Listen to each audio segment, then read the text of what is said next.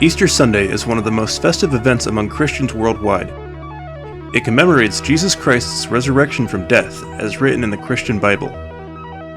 Jesus Christ was sentenced to death and crucified on a Friday that we now know as Good Friday. He rose from the dead a few days later on what we now know as Easter Sunday. According to the Gospel of John in the New Testament, Mary Magdalene came to the tomb where Jesus was buried and found it empty. An angel told her that Jesus had risen. Christians worldwide have celebrated Easter for centuries, but where did this all begin?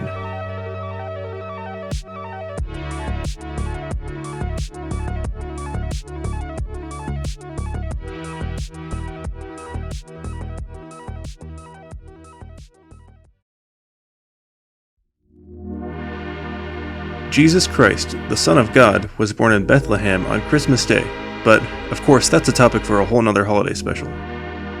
Jesus made his presence as the Son of God known to the people of earth by performing miracles that no one else was capable of. A miracle can be defined as a surprising and welcome event that is not explicable by nature or scientific laws and therefore is considered to be the work of a divine agency.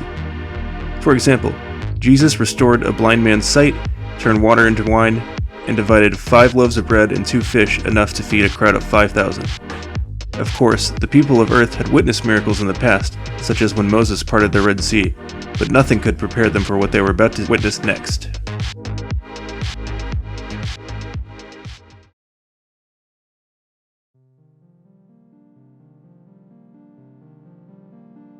Jesus then gathered 12 of his closest followers, known as his disciples, to join him in what we now know as the Last Supper. Of course, the disciples didn't know this would be the Last Supper, but Jesus did, because he knew one of them was about to betray him. He shared this news with his disciples, and Peter claimed he would never betray Jesus. According to the Gospel of Matthew, Peter replied, "Even if all fall away on account of you, I never will." "I tell you the truth," Jesus answered. "This very night, before the rooster crows, you will disown me 3 times. And Jesus was right. Later that same night, Peter denied him 3 times, and another disciple known as Judas sold Jesus to Roman soldiers for the low price of only 30 pieces of silver. Jesus was then arrested and tried for the crime of blasphemy, as no one believed that he truly was the King of the Jews.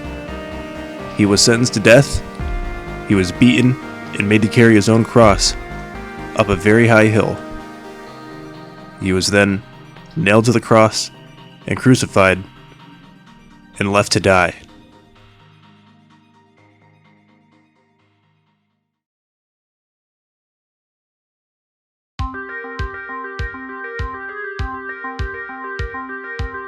Not once did Jesus fight back or try to stop what was happening. Dying on the cross, he cried out, "Father, God, why have you forsaken me?" Finally, accepting his fate, he cried out, "Father, forgive them, for they know not what they do," before uttering his last words, "It is finished. Father, into thy hands I commend my spirit." And he died. As Jesus arose into heaven to join his Father, his body was taken and buried in a tomb, with a large boulder put in front of it to prevent anyone from robbing his grave.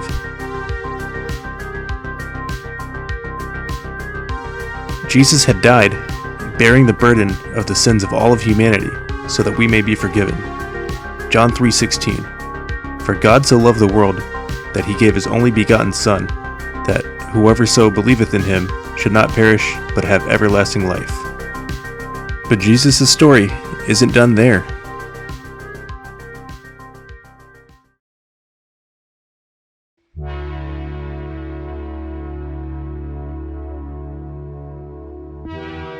According to the Gospel of John in the New Testament, Mary Magdalene came to the tomb where Jesus was buried and found it empty. An angel told her that Jesus had risen. He had done it. He had defeated death, risen from the dead, and continued on living life on earth.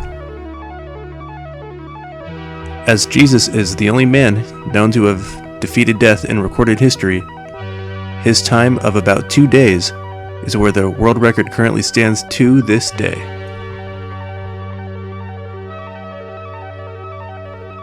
Thank you for watching, everybody, and please have a very happy Easter. Even though it's a little late.